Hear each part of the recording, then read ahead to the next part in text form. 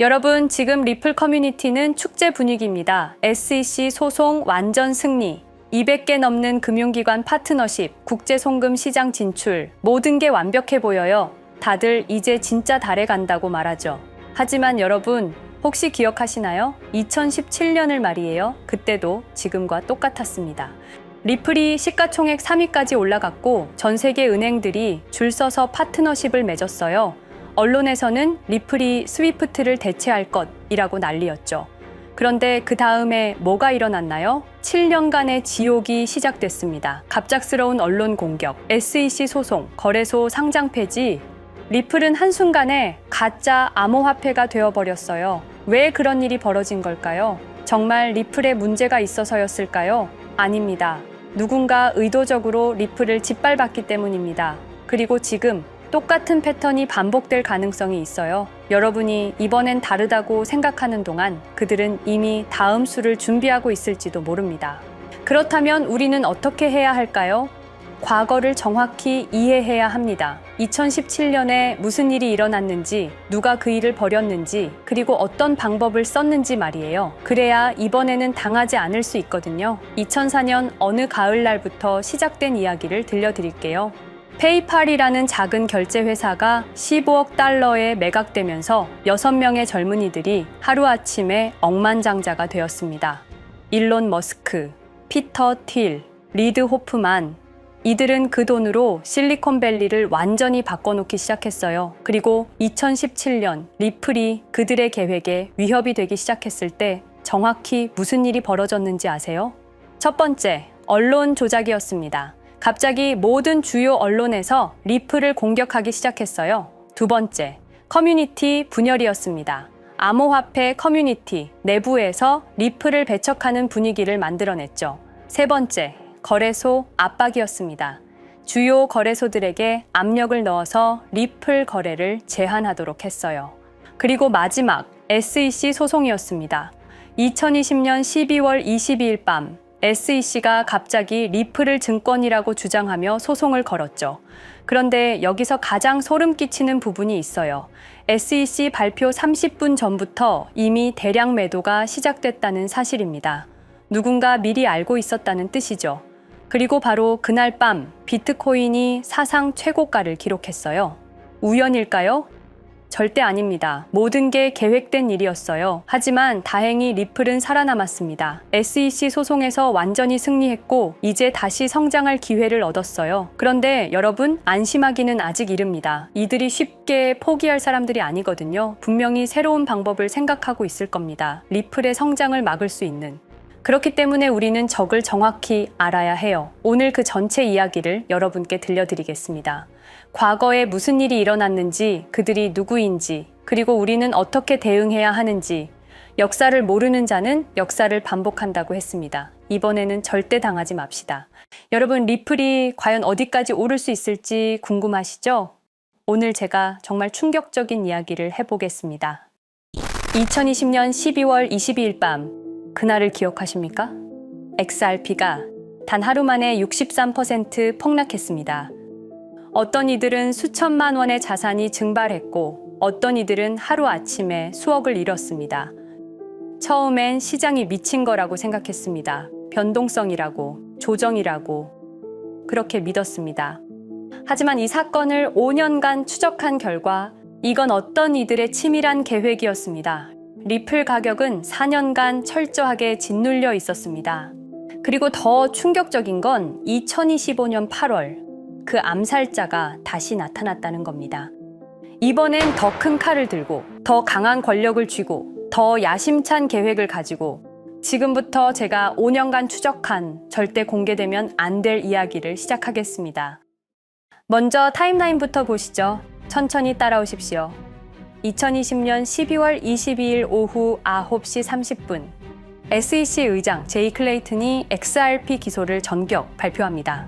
그의 임기 종료까지 남은 시간 단 12시간 12월 23일 오전 9시 클레이튼 SEC 의장직에서 사임합니다. 여기까지는 그럴 수 있다고 칩시다. 임기 끝나고 퇴임하는 거 이상할 건 없죠. 그런데 12월 24일 크리스마스 이브 아침입니다. 퇴임한 지 단 하루 만에 클레이튼이 새 직장으로 옮겨갑니다. 월리버 에셋 매니지먼트 자문으로. 잠깐만요. 이 회사가 뭘 하는 곳인지 아십니까? 비트코인과 이더리움에 8천억 원을 투자한 회사, 그러니까 리플과 직접적인 경쟁을 하는 회사에 베팅을 한 겁니다. 다시 한번 정리하겠습니다. XRP를 기소하고 다음날 사임하고 그 다음날 리플의 경쟁사에 투자하는 회사로 갔습니다. 이게 정상입니까? 윤리적으로 문제는 없습니까? 법적으로 괜찮은 겁니까? 하지만 진짜 소름 끼치는 건 이제부터입니다. 블록체인은 모든 걸 기록합니다. 그리고 그 기록을 추적해 보니 기소 발표 18시간 전인 12월 22일 새벽 3시 누군가 움직이기 시작했습니다. 대량의 XRP가 조심스럽게 하지만 확실하게 매도되기 시작합니다. 뉴스가 나오기 전, 세상이 알기 전, 폭락이 시작되기 전 누군가는 이미 알고 있었습니다. 이 시점에서 저는 의문을 품었습니다. 대체 왜 하필 리플이었을까? 이 사건을 이해하려면 XRP가 단순한 암호화폐가 아니라는 걸 알아야 합니다. 지금 여러분이 해외로 송금한다고 가정해보죠. 한국에서 미국으로 1,000만 원을 보낸다면 스위프트라는 시스템을 거칩니다. 전 세계 200개국 11,000개 금융기관이 연결된 거대한 네트워크. 벨기에 브뤼셀에 본부가 있지만 실질적으로는 미국이 완전히 통제하고 있습니다. 얼마나 무서운 권력이냐면요. 2012년 이란 핵 제재 때 이란 은행들을 스위프트에서 퇴출시켰습니다. 그 결과 이란의 경제는 즉시 붕괴되었습니다. 2022년 러시아의 우크라이나 침공 후 러시아 주요 은행들을 스위프트에서 퇴출시켰습니다. 이후 러시아의 루블화는 30% 이상 급락했습니다. 스위프트에서 쫓겨나면 그 나라는 국제거래에서 완전히 고립됩니다. 이게 핵무기보다 강력한 이유입니다. 실제로 폭탄을 떨어뜨릴 필요가 없으니까요. 버튼 하나로 한 나라 경제를 무너뜨릴 수 있으니까요. 스위프트는 돈의 흐름을 틀어준 지배의 손길입니다. 그런데 2017년 XRP가 등장했습니다. 비교해 보시죠. 송금 시간부터 압도적인 차이가 납니다. 스위프트는 국경 간 송금에 3에서 5일이라는 시간이 걸립니다. 반면에 XRP는 단 몇 초면 송금이 완료되죠. 수수료 또한 엄청난 차이가 납니다. 스위프트는 3에서 5%까지 수십만 원의 수수료가 발생하지만 XRP는 단 몇 원, 거의 공짜나 마찬가지로 송금을 처리합니다. 스위프트는 여러 국가의 중개은행이 필요하지만 XRP는 그런 것조차 불필요하죠.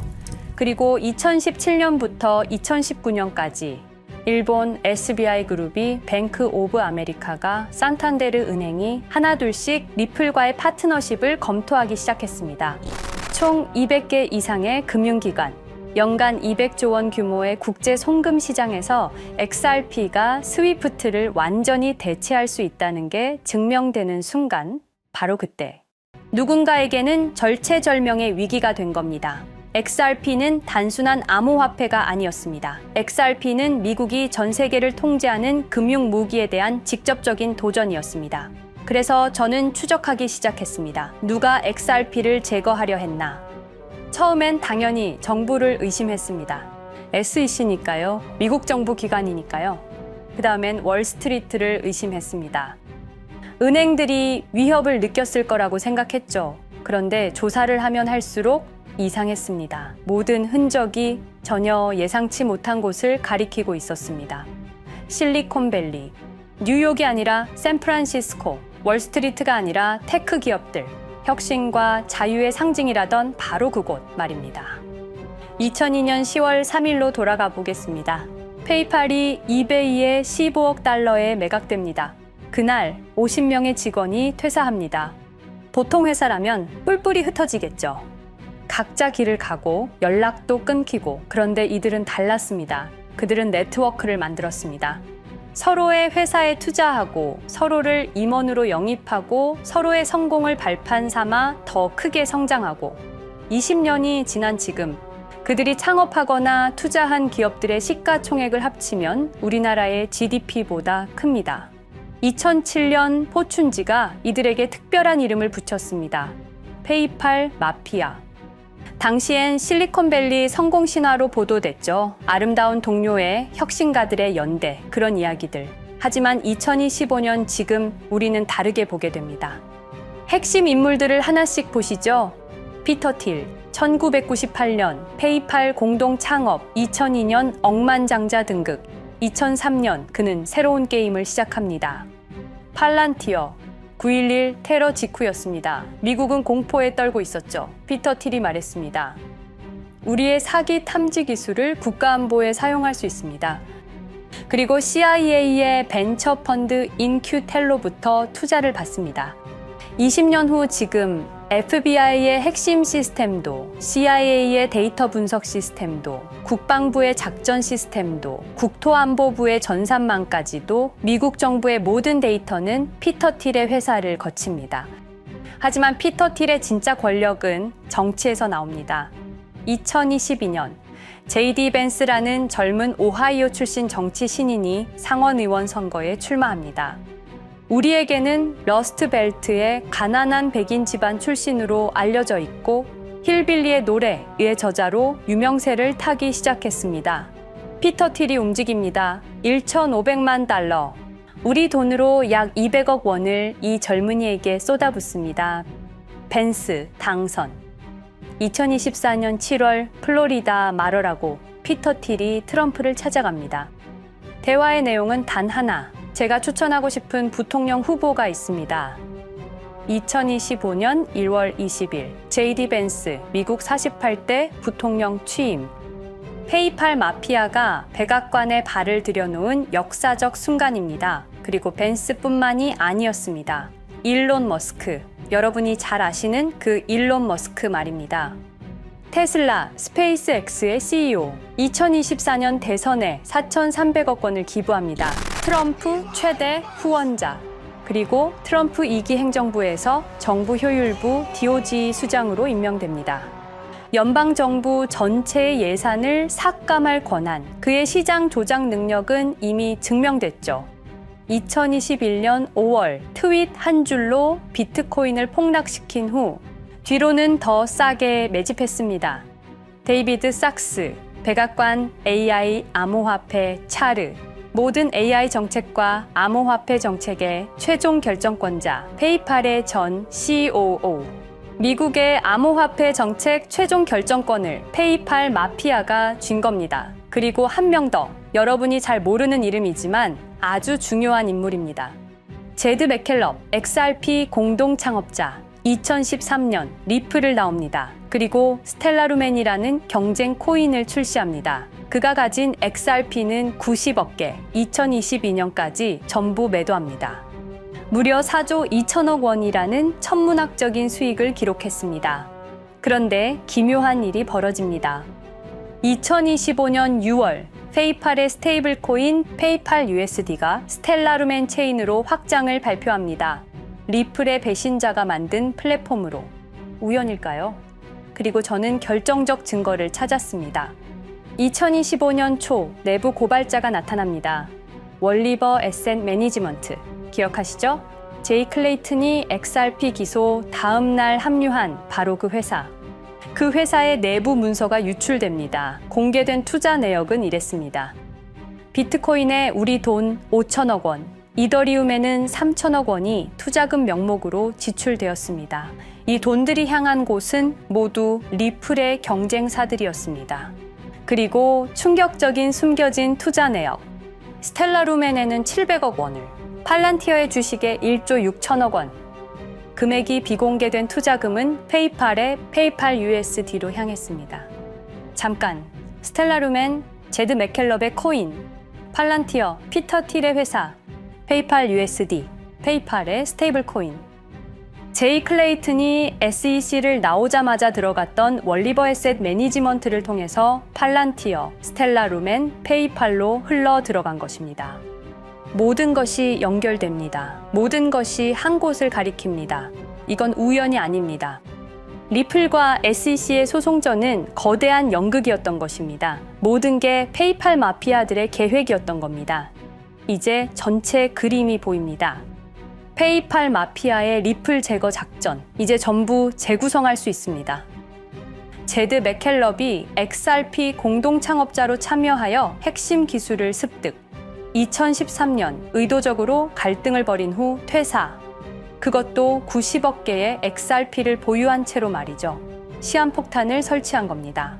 피터 틸의 팔란티어, 2003년 CIA의 인큐텔 펀드 투자로 창업. 2020년까지 FBI, CIA, 국방부의 핵심 시스템을 장악하게 됩니다.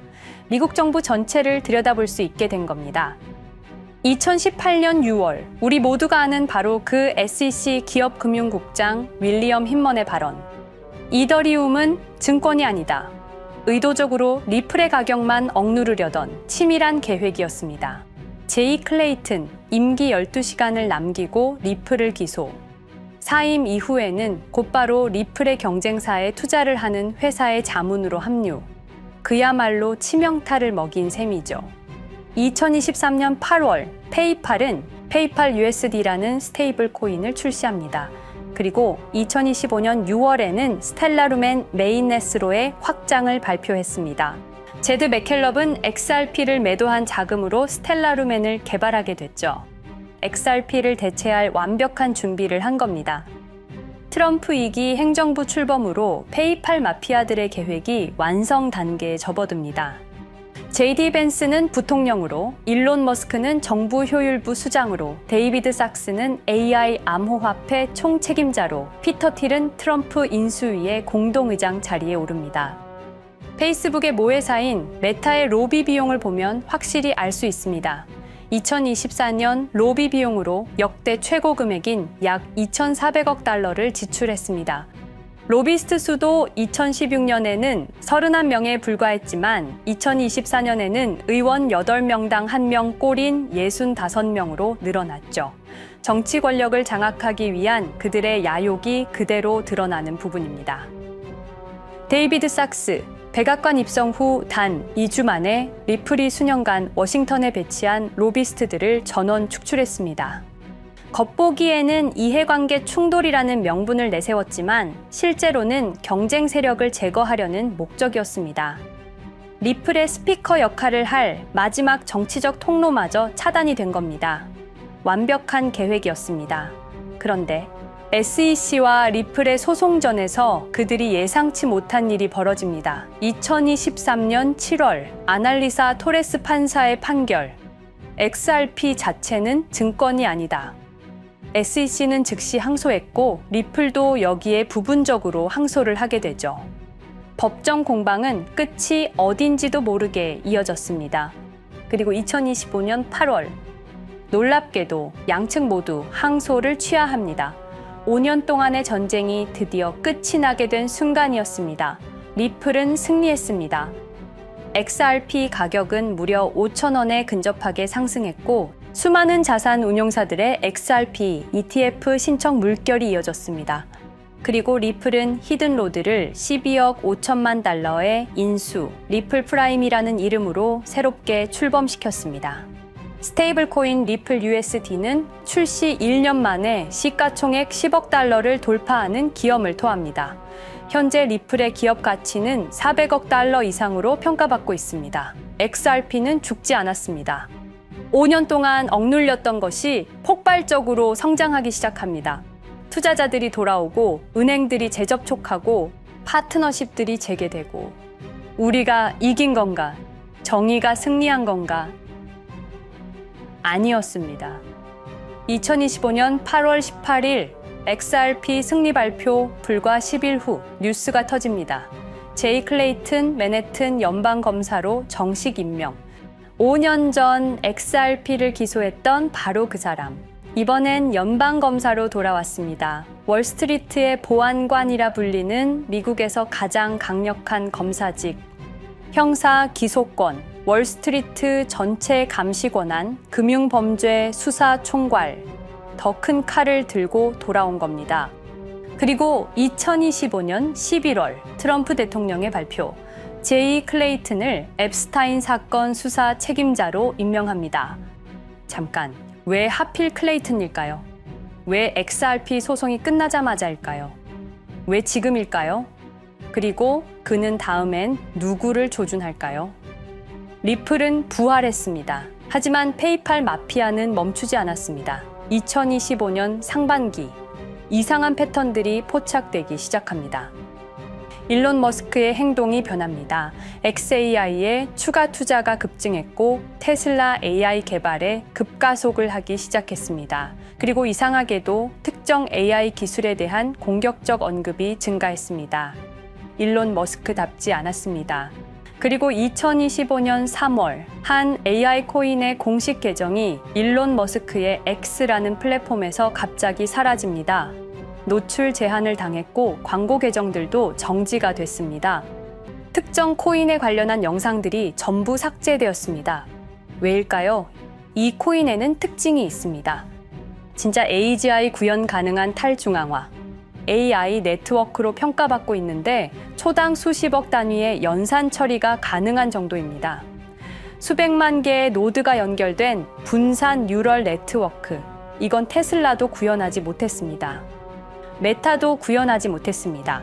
중앙화 시스템인 오픈 AI가 꿈도 꿀 수 없는 것입니다. 이 코인만이 유일하게 성공했습니다. 그런데 시가총액은 테슬라의 500분의 1 수준에 머물고 있습니다. 질문 드리겠습니다.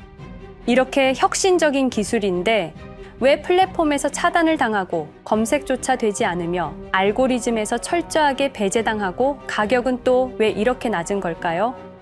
답은 하나입니다. 그들이 지금 사고 있기 때문입니다. XRP 때와 똑같은 패턴입니다. 역사는 반복되고 있습니다. 그리고 지금도 머스크와 페이팔 마피아의 자금이 이 코인으로 조용히 흘러 들어가고 있습니다. 가격이 낮은 건 무가치해서가 아닙니다. 리플이 그랬던 것처럼 그들이 움직이고 있기 때문입니다. 저는 이 AI 코인의 정체를 여기 유튜브에서 공개하려 했습니다. 하지만 치명적인 문제가 있습니다. 유튜브, 2005년 페이팔에서 나온 3명의 남자가 만들었습니다. 체드 헐리, 스티브 첸, 자베드 카림. 여러분이 지금 보고 계시는 이 유튜브라는 플랫폼조차도 모두 페이팔 마피아 출신의 감시망 안에 있습니다. 그리고 X는 일론 머스크가 소유하고 있습니다. 페이스북은 피터 틸의 첫 외부 투자로 시작했습니다. 그들은 플랫폼을 소유하고 있습니다. 백악관도, SEC도, FBI, CIA 계약도, 주요 SNS 플랫폼도 모두 그들 손안에 있습니다. 이전에 제가 이 코인을 공개한 영상이 있었습니다. 그러나 그 영상은 바로 삭제됐고 채널도 정지됐습니다. 가이드라인 위반은 전혀 없었습니다. 그냥 사라졌습니다. 불편한 진실이 다뤄질 때마다 이런 일이 반복됐습니다. 하지만 한 가지는 분명합니다. 5년 전 XRP 투자자들은 속수무책이었습니다. 그런데 그들은 포기하지 않고 5년을 버텼습니다. XRP는 부활했고 포기하지 않는 사람들은 큰 수익을 얻었습니다. 그들은 우리가 잊었다고 생각합니다. 그들은 우리가 용서했다고 생각합니다. 그들은 우리가 포기했다고 생각합니다. 역사를 기억하는 자가 역사를 만듭니다. 자, 이제 질문하겠습니다. 역사는 지금 이 순간에도 반복되고 있습니다. 똑같은 패턴으로, 똑같은 방법으로 또다시 당할 수만은 없습니다. 그들에게 리플이 당했던 것과 똑같은 패턴으로 가격이 짓눌리고 있는 이 코인은 리플이 그랬던 것처럼 결국 모든 걸 이겨내고 상승할 수밖에 없을 것입니다. 그들의 계획을 미리 예측해서 우리가 조금이라도 더 빨리 움직인다면 우리는 도지코인, 시바이누를 초기에 매수했던 사람들처럼 상상할 수도 없는 수익을 올릴 수 있을지도 모릅니다. 저는 오늘 이 코인을 여러분께 공개하겠습니다. 단 유튜브의 스크립트, 작성 기능 때문에 직접적으로 언급할 수는 없습니다. 영상 설명란과 고정 댓글에 있는 링크를 통해 간단한 양식을 작성해 주시는 모든 분들께 이 코인을 알려드리도록 하겠습니다. 선택은 여러분의 몫입니다. 아무것도 하지 않으면 아무 일도 일어나지 않습니다. 행동하십시오. 그러면 여러분의 인생은 바뀌게 될 겁니다. 긴 영상 시청해주셔서 감사드리고 궁금하신 점은 댓글을 통해 말씀 주시면 제가 성심성의껏 답변해 드리도록 하겠습니다. 감사합니다.